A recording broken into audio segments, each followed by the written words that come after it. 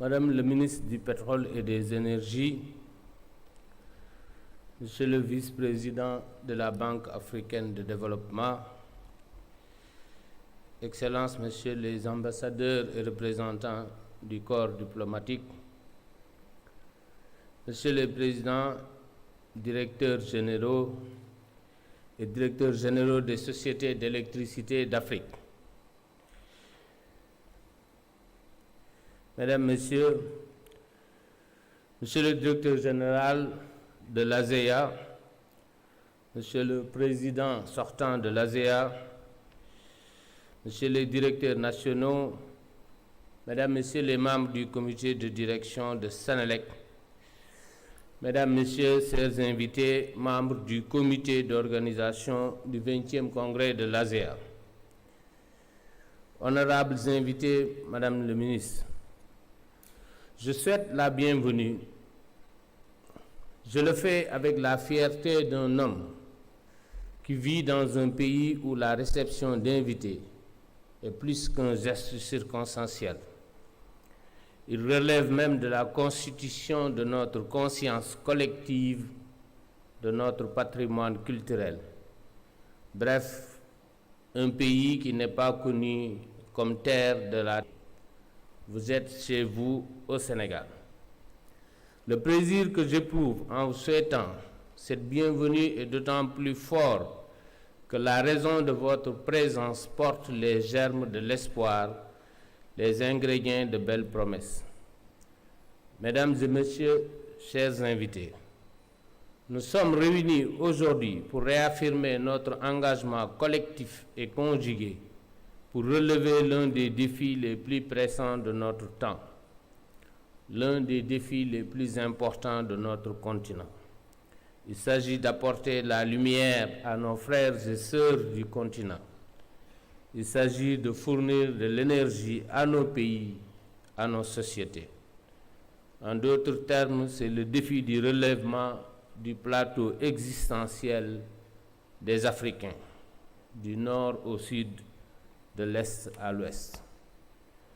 Cette cérémonie qui rassemble les acteurs majeurs du secteur électrique de l'Afrique dans le cadre de l'ASEA revêt un cachet particulier cette année. Elle a lieu après 2 années marquées, comme nous avons pu le constater, dans nos cœurs, dans nos corps et dans nos cœurs de métier par une pandémie dont la nature disruptive a mis à rude épreuve nos capacités de résilience et nos seuils de tolérance. Surtout une pandémie qui nous a empêchés de célébrer le 50e anniversaire de sa création en 2020. Ce fléau qui nous a secoués à plus d'un titre a aussi révélé le niveau d'engagement de nos sociétés et leur ressort stratégique pour parvenir dans des conditions prohibitives non seulement à garantir la continuité du service précieux de fourniture d'électricité, mais surtout à assurer la sécurité sanitaire d'un personnel qui n'avait d'autre choix que de se mettre au front, afin de permettre la vie de suivre son cours dans nos nations respectives. Ce constat m'amène ainsi au thème de ce congrès numéro 20 de l'Association des sociétés d'électricité de l'Afrique. Un thème qui nous met face à nous-mêmes, en tant que leaders d'entreprises publiques dont les missions inévitablement conditionnent le fonctionnement de nos sociétés dans leur intégralité. Il est question en effet de réfléchir ensemble sur comment réussir à être des sociétés qui opèrent pour le service public tout en étant performants. Je suis heureux de ce choix thématique parce que nous devons désormais nous libérer des vieilles croyances et des habitudes obsolètes qui nous faisaient croire à tort que le service public et la performance sont dans des proportions antinomiques ou qui doivent s'exclure mutuellement. Il est révolu ce temps où une entreprise publique pouvait continuer à exister tout en restant en deçà de ce que l'on pouvait attendre d'elle, simplement parce que les résultats n'étaient pas les éléments de référence dans l'appréciation de leur raison d'être. On ne peut plus et on ne doit plus se cacher derrière le rideau gouvernemental ou de l'État pour se permettre de faire fi de la nécessité de toujours être à la hauteur des attentes de résultats à l'image du secteur public. Nous devons ensemble nous résoudre à bouleverser cette vieille croyance de l'inadéquation entre la performance et le service public. Car maintenant, les exigences de réussite et de résultats ne doivent plus être exclusives au service privé.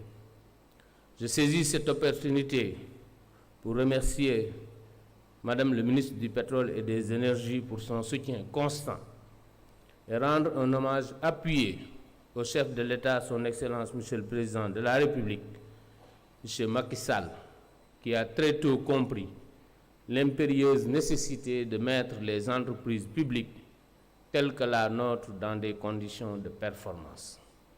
Cette volonté ne relève pas d'un vœu pieux ou d'un désir de se conformer à une quelconque tendance venue d'ailleurs.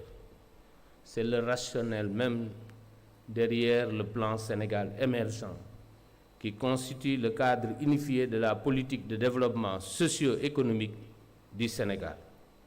Et dans ce dernier, une emphase sans équivoque est placée sur l'exigence de performance de toutes les composantes de l'État qui sont appelées à porter leurs actions de toutes les instances. Cette ambition salvatrice de toute une nation. Sénélec, bien évidemment, ne peut être une exception dans ce contexte, comme l'illustre le contrat de performance, toujours mis à jour et en évaluation constante qui nous lie à l'État du Sénégal. Je voudrais par la même occasion remercier le personnel de Sénélec pour leur dévouement dans le travail et leur appréciation rigoureuse des attentes placées en elles par le gouvernement du Sénégal et par tout un peuple. Chers invités, chers partenaires, nous voilà une fois encore face à l'histoire en cette occasion solennelle qui marque le cinquantenaire de notre précieuse association dont j'ai l'insigne honneur et le privilège de prendre la présidence à la suite de mon ami et frère. Je mesure ainsi à sa juste valeur les enjeux qui sont devant nous, dans un environnement où notre continent est obligé de travailler à la recherche de solutions endogènes pour relever le défi de l'accès aux services énergétiques modernes pour nos villes, pour nos campagnes, pour soutenir le développement de nos économies et subvenir aux besoins d'une population jeune et croissante.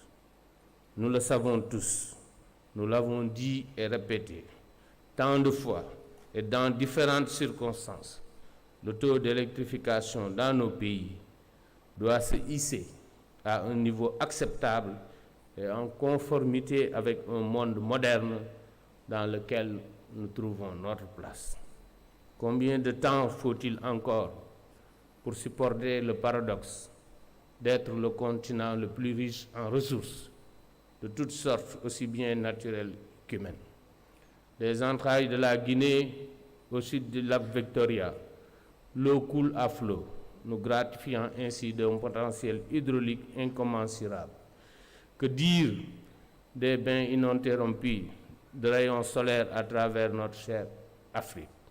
Les découvertes de ressources gazières et pétrolières se succèdent sans discontinuer dans tous les coins de ce continent béni. Ce congrès historique qui nous réunit offre une occasion tout aussi historique de changer la donne et d'effectuer le tournant tant attendu qui nous mènera vers la réussite de notre pari de la performance de nos sociétés d'électricité respectives pour éclairer le continent et baliser les chantiers de notre développement inéluctable. Ce sera en tout cas le bréviaire de ce mandat que j'entame avec humilité et dévouement. Je vous remercie de votre aimable attention.